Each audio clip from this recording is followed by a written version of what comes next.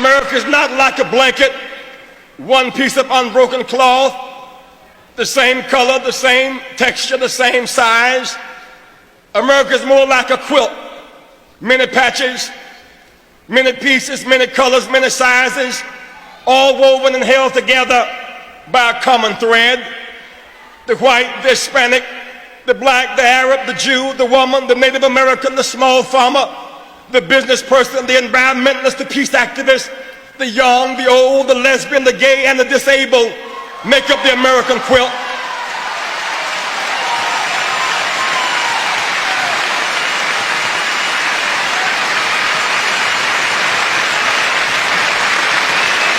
Even in our fractured state, all of us count and fit somewhere.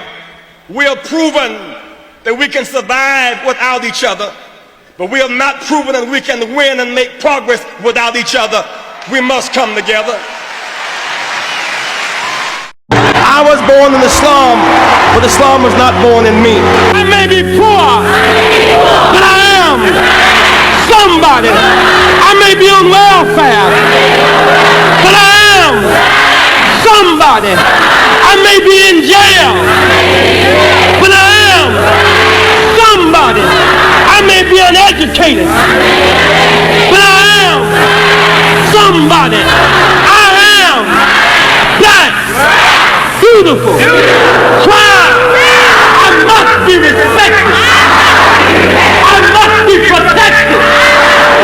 I am somebody. Don't you surrender. Suffering breeds character. Character breeds faith. In the end, faith will not disappoint. America will get better. Keep hope alive. Keep hope alive.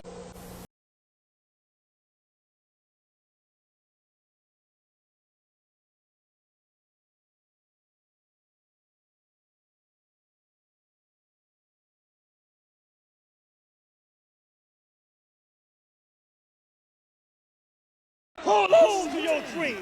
Never surrender. Keep hope alive. I love you. Keep hope alive. Keep hope. Keep hope alive. Keep hope. Keep hope alive. I may be poor, but I am somebody. I may be hungry, but I am somebody. I am black. Beautiful, proud. One of the royal, outstanding people of this country, Reverend Jesse Louis Jackson. From aid to trade, yes, from welfare to our share, our time has come. From slave ship to championship, our time has come.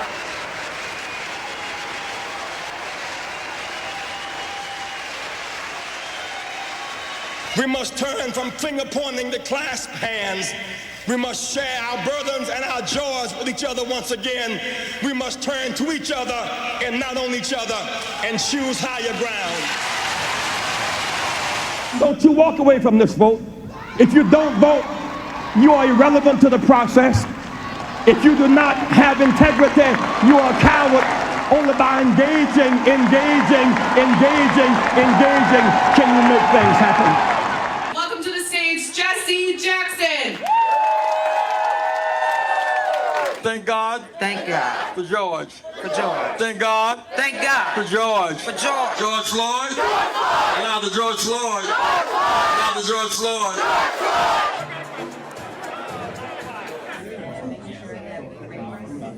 We will march on, dream on, march on. They wonder why does Jesse run? Well, because they see me running for the White House. They don't see the house I'm running from. I have a story.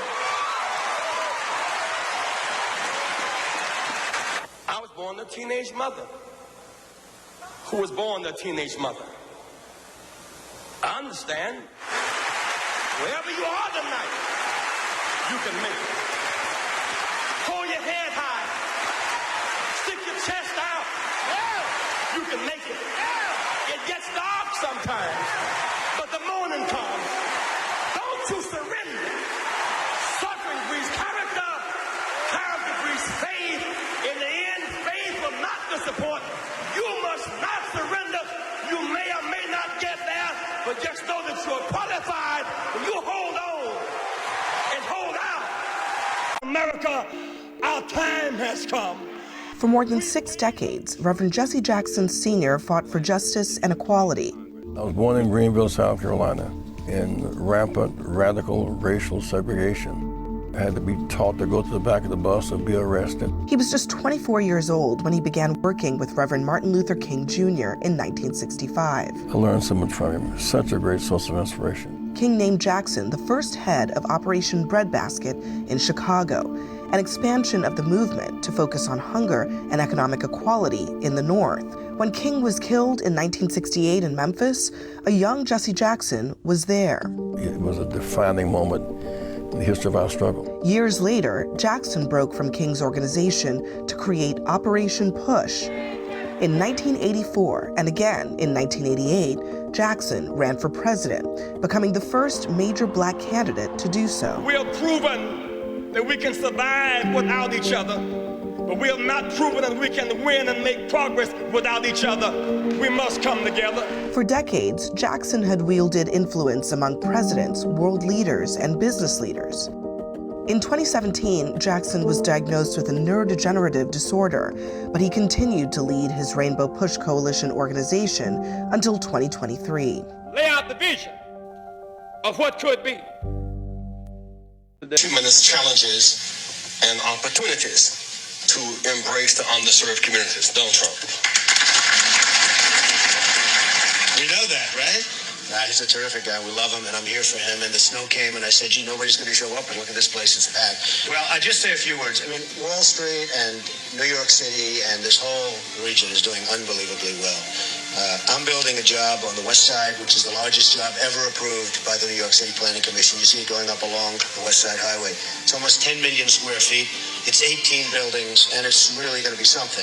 I will tell you, a large percentage of the people, and especially in construction, that are building these great jobs are black and minorities, and I'm very proud of it. We have close to 25%, and I think the number's going up, and they do a great job. There are no better builders than we have in New York, and a big percentage of that is black and minority folks. So I just want to thank everybody in the room for being here. I look forward to some questions, and then I don't know how we're ever going to leave this building today, because if you look outside, it is terrible, but we'll figure a way. There's always a way, and thank you, Jesse, and congratulations.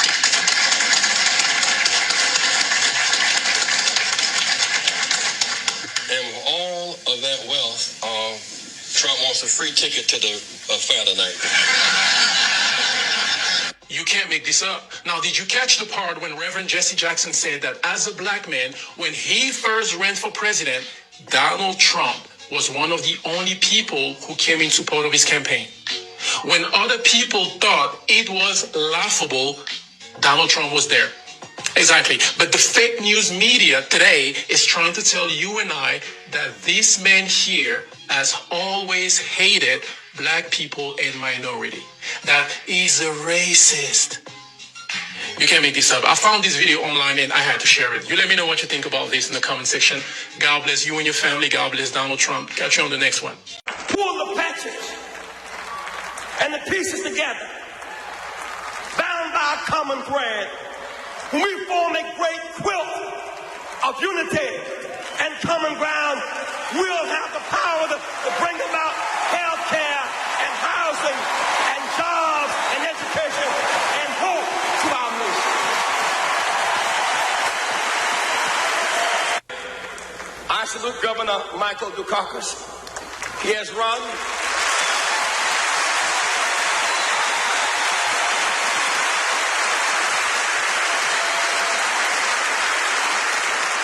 a well-managed and a dignified campaign. His foreparents came to America on immigrant ships. My foreparents came to America on slave ships. But whatever the original ships, we're in the same boat tonight. Most poor people are not lazy. They catch the early bus. They work every day. They raise other people's children. They work in hospitals. I know they do. They wipe the bodies of those who are sick with fever and pain. They empty their bedpan. They wonder why does Jesse run? Well, because they see me running for the White House. They don't see the house I'm running from. I have a story. I was born a teenage mother who was born a teenage mother. I understand. Wherever you are tonight, you can make it. Hold your head high. Stick your chest out. You can make it. It gets dark sometimes, but the morning comes. Don't you surrender. Suffering breeds character. Character breeds faith. In the end, faith will not disappoint. You must not surrender. You may or may not get there, but just know that you're qualified. When you hold on and hold out, we must never surrender. America will get better and better. Keep hope alive. Keep hope alive. Keep hope alive. On tomorrow night and beyond. Keep hope alive. I love you very much.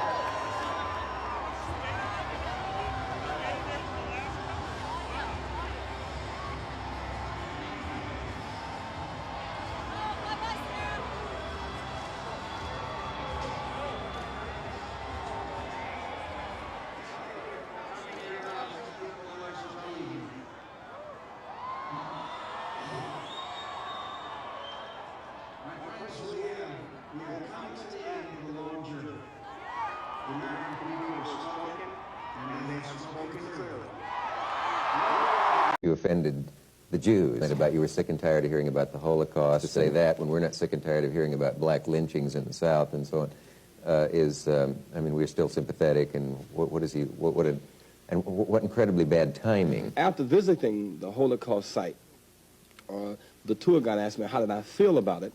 I said one has to have a sense of tragedy, and I think it's real tragic. I said, and the phrase that many Jewish people use, "never again," really should apply to everybody, because all of us should say never again to fascism, because this is the logical conclusion of fascism. So you say, well, you make it sound as if it's just a humanitarian crisis when it's in fact unique. I said, well, as a social scientist, I choose to use the word tragic. He said, but unique. I said tragic. I said, I read Trail of Tears. I know how the Indians were exterminated. 60 million blacks were lost between Africa and America. Other similar situations. And so he became offended because I chose to use the word tragic rather than unique, which reflects a certain hypersensitivity that we must have a new formula in the Middle East that represents more balance in our policy. We must be concerned about Palestinian justice, Lebanon's territorial integrity protected, and normalized ties with the Arab world. That must not be considered offensive. When quotes like that come out about the Holocaust and so on, who would be out to discredit you so by getting that kind of misquote? Well, if it is, as you say, a misquote. Many Jewish people were insulted and outraged by virtue of the fact that we accepted Arafat's invitation to go to Lebanon. And therefore, there were many who simply attempted to sabotage the trip by trying to discredit us and therefore make our meeting with him an irrelevant trip as opposed to a relevant trip. One of the guys who helped to deal with our ticket arrangements, getting a travel agent, He became so irate over the fact that we were going to meet this anathema, this guy called Arafat, until he just simply went in a rage and lost all sense of emotional balance. He did a press conference. I mean, this is a man who worked for you? No, he did not work for us. See, that was a lie he told. He did not work for us. When you had your picture taken hugging Arafat, that, of course, offended a lot of people. Strange bedfellows to be hugging a member of the PLO, an organization not unassociated with terrorism. It's a matter of respect. In that part of the world, one of the common cultural ways of greeting people is with an embrace and a hug on both sides. Reverend Jesse Jackson has passed. Our old, as we call them, OG civil rights leaders. Not many of them left, man. And Jesse Jackson was definitely one of them. I woke up to the news this morning, and I don't know if you guys know this, but I have a long relationship with this family. I worked in Chicago as an anchor and reporter, and got to know the Reverend, his wife, Jonathan, the son, Yusuf, Jesse Jr., and Santita, the daughter, and they all have become friends. And first of all, my condolences to them, to the family, to Mrs. Jackson. But I don't even have words to explain what this feels like. I remember when I first went to CNN after working in Chicago and befriending the Jackson family, and people were talking about Jesse Jackson and whether he was still relevant. And I went back to Chicago and I did a story called, "Is Reverend Jesse Jackson Still Relevant?" And there was a resounding yes. This was back in 2006 or 2007, somewhere in there. Resounding yes, of course he's still relevant. And I think all the people who fought, the sung and unsung heroes, the people like my mom who had to deal with dogs being sicked on them and hoses and all of that, we don't know. We can't even imagine what they went through. And for people like Reverend Jesse Jackson and John Lewis, and of course Dr. King, and now Reverend Al Sharpton is gonna carry on the mantle. But on those shoulders we stand. Rest in peace, rest in power, Reverend Jackson. You know what I don't like about us? Why I'm in the store, Jesse Jackson just passed. Man, ain't even cold yet. This girl gonna say, you know Jesse Jackson had an outside child. Before I knew it, I said, your granddaddy did too, and you loved him. Every time your grandma was pregnant, that lady down the street was pregnant. Why we like... Reverend, I remember one of the first times I saw you on national television is when you gave your speech at the DNC. I am somebody. I am somebody. And I want to thank you for everything you've done, not only for our people, for black people, but for the world. And we are here, all of these people, Kamala Harris, Barack Obama, all of them, because of the trail you blaze. So thank you, my brother. I love you.